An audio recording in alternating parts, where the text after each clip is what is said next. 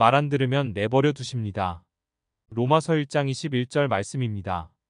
하나님을 알되 하나님을 영화롭게도 아니하며 감사하지도 아니하고 오히려 그 생각이 허망하여지며 미련한 마음이 어두워졌나니.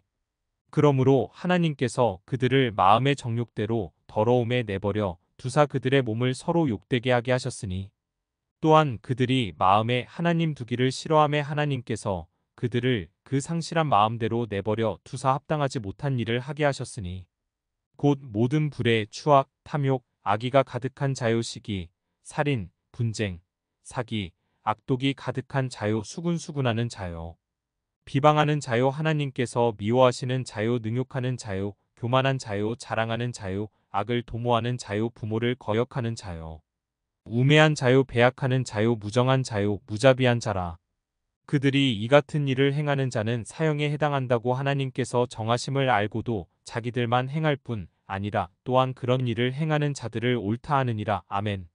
아르헨티나에서는 동성연애를 하는 사람들의 결혼을 허락하는 법안이 상원에서는 통과되었고, 이제 하원에 투표만 남겨놓고 있는 상태입니다. 만약 법으로 동성 간의 결혼이 인정이 되어버리게 되면 동성연애를 하는 것을 죄라고 이야기를 하지 못합니다. 소송이 걸리게 되어버리게 되기 때문입니다.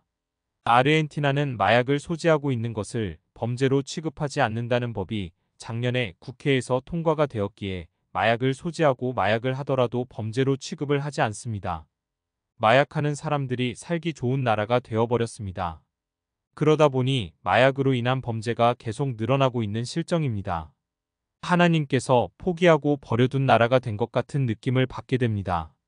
내 마음대로 하나님과 상관없이 살아가려고 하는 사람이나 나라는 하나님께서 내어버려 두시고 무관심으로 대하십니다. 하나님께서 무관심하게 내어버려 두는 것만큼 큰 벌은 없을 것입니다. 마약을 하든지 동성연애를 하든지 마음대로 해라고 내어버려 두는 것입니다. 하나님께서 어지간해서는 무관심하지 않으시며 우리의 연약함을 아시는 분이시고 늘 도와주시기를 원하시는 분이시지만, 하나님보다 피조물을 더 경배하고 섬기는 행위를 할 때는 그들의 정욕대로 행해 나가도록 내버려 두시는 것입니다. 하나님의 영광을 돈으로 바꾸고 동물 모양의 우상으로 바꾸며 탐심으로 바꾸고 썩어질 것을 마치 하나님의 영광이라고 하는 사람들을 내버려 두신다고 하십니다. 내가 잘못된 짓을 하는데도 불구하고 하나님께서 신경도 쓰지 않으시고 관심도 가지고 있지 않다면 나의 삶은 허망하고 미련한 곳에 마음을 두고 살아가는 인생이라는 사실을 알아야 합니다.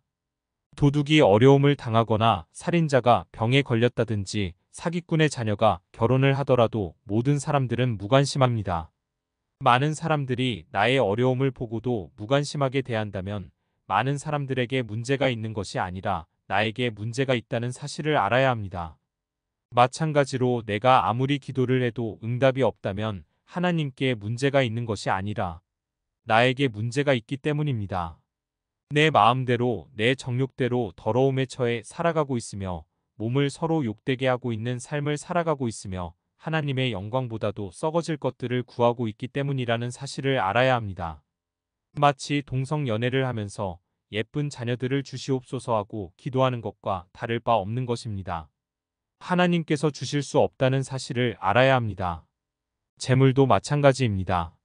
하나님께서 재물을 허락해 주지 않는다면 재물로 인하여서 허망한 곳에 마음을 둘 것이기 때문임을 아시기 때문입니다. 부모를 거역하고 악독이 가득하며 남을 비방하며 불의 추악, 탐욕, 시기, 살인, 분쟁, 교만하고 자랑하고 수근수근하는 일을 많이 하고 있다면 마음속에 하나님을 두기 싫어함으로 마귀가 마음을 점령하고 있기 때문입니다. 하나님께서 함께 해주시지 않는 삶에는 마귀의 일이 일어나게 됩니다. 하나님께서 무관심해버리시면 온 밭에 잡초만 가득하게 자라게 됩니다. 결국 사형에 빠져서 지옥으로 들어가게 되며 그와 함께하는 사람도 같은 웅덩이에 빠져버리게 됩니다. 내 마음에 분노가 일어나고 걱정과 염려가 생겨나고 남을 시기하는 마음이 생기게 되고 남이 보기 싫어지고 미워지는 마음이 생기게 되면 하나님께서 나의 마음에 계시지 않기 때문이라는 사실을 알아야 합니다. 나의 마음을 사단에게 전세로 내어줘 버렸기 때문입니다. 일주일 내 기도와 말씀을 멀리하게 되면 하나님을 모시지 않은 빈집에 생쥐와 같은 귀신들과 우는 사자 같은 마귀가 나의 마음의 아랫목에 앉아 있으면서 나를 죽이고 멸망시키는 일들을 행해 나가도록 도와주고 있는 것입니다. 내 생각대로, 내 욕심대로, 내 편안한 대로 살아가려고 하는 사람에게는 하나님께서 함께 하실 수 없으며 떠나버리시고 무관심하게 내버려 두십니다. 그러나 내가 죽고 예수로 살아가는 삶을 사는 사람에게는 영원토록 하나님께서 인도를 해주십니다. 하나님께서 함께 해주시는 삶의 특징은 감사가 넘치는 삶입니다. 영리가 아니라 순리대로 살아가는 삶이며 정상적인 삶을 살아가는 인생이 될 것입니다. 하나님의 뜻을 생각하지 않고 내 욕심을 이루기 위하여 살던 유다의 마음에 사단이 들어가 버림으로 자살로 인생을 마치게 되었습니다. 물질에 눈이 어두웠던 발람 선지자가 이스라엘을 저주하려고 2번씩이나 하나님께 구하는 모습이 생각이 납니다. 나의 유익을 구하기 위해서 하나님의 형상을 포악한 형상으로 바꿈으로 자신의 뜻을 구하고 있는 것입니다. 하나님께서 발람에게 말씀하십니다. 내가 그렇게 하고 싶다면 내 마음대로 하거라 하시고 포기를 하시고 내어버려 두십니다. 결국 발람의 인생은 칼에 맞아 죽게 됩니다.